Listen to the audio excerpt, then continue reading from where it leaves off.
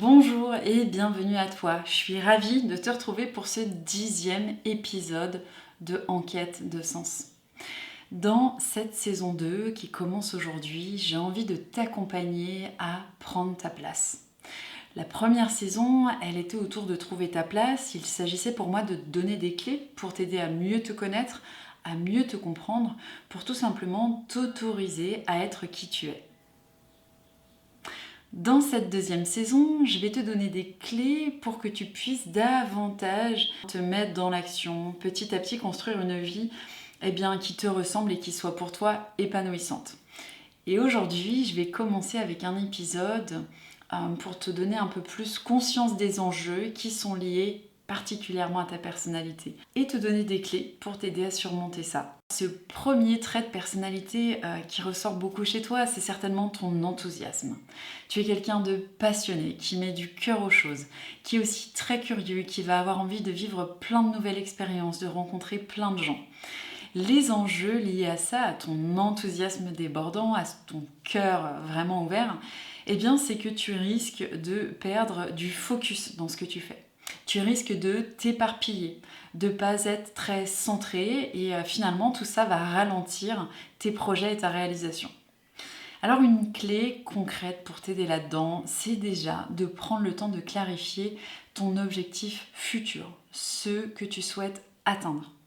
Je ne dis pas que c'est une chose facile et moi-même j'ai été accompagnée pour m'aider à clarifier ça par de la préparation mentale, par du coaching.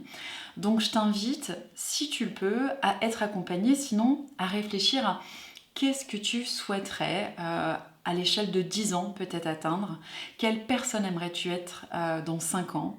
Bref, à construire un objectif et avec tout ça des sous-objectifs. Finalement des étapes intermédiaires pour y aller. Comment aller vers ce que je souhaite être et faire dans 5 ans, comment atteindre ce que je veux dans 10 ans. Et une fois que tu auras ces étapes intermédiaires, à mettre des priorités et surtout des étapes concrètes. C'est parfois ce qui nous manque en tant que diplomate. On va avoir cette grande capacité à être abstrait, à parler avec des métaphores, à avoir des idées. Par contre, le concret est nécessaire là. Donc je t'invite à mettre des étapes concrètes avec des échéances pour pouvoir en fait être plus capable de te mettre en marche, de passer à l'action et avec un temps bien limité. Parce que ce qui peut aussi arriver, c'est que tu vas avoir tendance à procrastiner. Là, je te parle d'une deuxième caractéristique des diplomates, c'est ce côté très idéaliste, très perfectionniste. Et ça peut te rebuter à passer à l'action, à oser faire les premiers pas, avec toujours cette idée que ça doit être parfait, ça doit être idéal. Tu pourras avoir tendance à vraiment prendre ton temps et à ne pas te mettre en action. Ici, le conseil que je te donne, c'est de vraiment commencer par le premier petit pas que tu pourrais faire. Voilà, viser le progrès, te dire je vais m'améliorer et ne jamais tenir pour parfait ce que tu viens de faire en te disant je peux toujours l'améliorer. Ainsi, en visant l'amélioration et non la perfection, tu vas oser faire des choses, tu vas oser ces premiers pas. Prendre ta place, créer une vie qui te ressemble, c'est pas simple quand on ne représente que 10% de la société. Tu peux imaginer qu'à chaque fois que tu as une idée, un projet, c'est confronté à une majorité qui n'aspire pas aux mêmes choses que toi. Ça peut donc te freiner dans tes ambitions, d'autant plus que tu es très tourné vers les autres, que tu as besoin de l'avis des autres et souvent même de leur validation. Un autre trait caractéristique de ta personnalité, c'est que tu es très empathique, très sensible. Et là, l'enjeu, c'est de chercher dans le regard des autres l'approbation, la validation de tes idées. Or, comme je te l'ai dit juste auparavant, très peu de gens sont sensibles à ce à quoi tu es sensible. Très peu de gens sont représentés dans ton profil de personnalité. Du coup, beaucoup de personnes autour de toi n'aspirent pas aux mêmes choses, n'ont pas les mêmes besoins. Il y a aussi l'enjeu, comme on est différent, qu'on est très peu représenté, de se sentir seul, de se sentir incompris, de se sentir pas valable et de me remettre aussi en question nos rêves à des moments. Et là, je t'invite vraiment à retrouver une communauté, des gens comme toi qui pourraient te donner cette énergie, te guider, t'inspirer à être cette version de toi, parce que c'est déterminant. parce qu'on sait qu'un projet, pour se réaliser, dépend en grande partie non pas des ressources, des moyens financiers, mais plutôt de notre état émotionnel, de notre conviction à y arriver. Et si tu as ce support autour de toi, je suis persuadée que tu pourras toucher des doigts ce que tu veux vraiment dans la vie.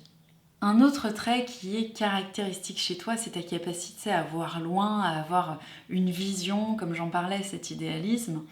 Et donc l'enjeu qu'il y a aussi par rapport à ça, c'est à peut-être avoir de la difficulté à être patient, difficulté à accepter que les choses prennent du temps, cette difficulté aussi à vivre des moments, des tâches, des projets, des fonctions, des rôles dans une entreprise qui ne te correspondent pas. Il est difficile et pourtant il est nécessaire parfois d'en passer par là, de passer par des rôles, des fonctions qui nous permettront d'aller vers ce que nous souhaitons plus tard. Et donc là, ce que je t'invite à faire, c'est à vraiment visualiser ce qui fait sens pour toi, à garder ça en tête et à y revenir régulièrement quand tu sens une baisse de motivation. Parce qu'au final, ce que tu fais là maintenant est certainement empreint d'un objectif plus long terme, qui lui est clair pour toi, est énergisant. Et donc quand tu es dans ces phases de doute, de difficulté, où tu manques de patience, où tu te sens démotivé, il est important de revenir à ce que tu aspires vraiment. Il peut y avoir aussi le sentiment de ne pas être complet, de ne pas être parfait, de ne pas être là où nous voudrions être. Et ça, c'est tout à fait normal parce que on voit long terme, donc on voit tout de suite ce que l'on veut, on n'est pas tant sur le présent, donc c'est hyper important là aussi d'accepter le chemin que l'on prend, d'accepter les hauts, les bas, mais d'avoir confiance qu'au final la courbe ne fait pas ça, n'est pas statique, mais que ces hauts et ces bas nous amènent à progresser vers notre chemin. Je vais te résumer un petit peu les caractéristiques que j'ai évoquées avec toi. C'est déjà ton besoin de sens, ce côté visionnaire, perfectionniste qui voit les choses idéales telles qu'elles devraient être. Je t'invite vraiment ici à avoir conscience que chaque pas compte et que le résultat ne doit pas être tout le temps en tête. Tu dois pouvoir apprécier ce que tu fais chaque jour et savoir que ça s'inscrit dans ce résultat. C'est aussi important d'avoir une vision claire de ce que tu veux, donc d'être accompagné si tu en as besoin par quelqu'un, ou toi-même de réfléchir à ce que tu veux sur le long terme, à une échéance peut-être de 20, de 10, de 5 ans, pour pouvoir clarifier ce que tu vas pouvoir faire maintenant. L'autre trait caractéristique pour toi, c'est les autres. Tu as besoin des autres, de l'approbation des autres. Il est important pour toi de faire des choses qui peuvent aider les autres. Mais là, mon conseil, c'est d'abord de penser à toi. Tu ne peux pas donner aux autres ce que tu n'as pas. Donc déjà, donne-toi du temps, donne-toi de l'énergie, un espace pour le faire. Et donc, entoure-toi de personnes qui portent vraiment les mêmes aspirations, les mêmes valeurs que toi. Troisième chose, cette volonté d'être complètement authentique, alignée, que ta vie, elle représente exactement ce à quoi tu aspires.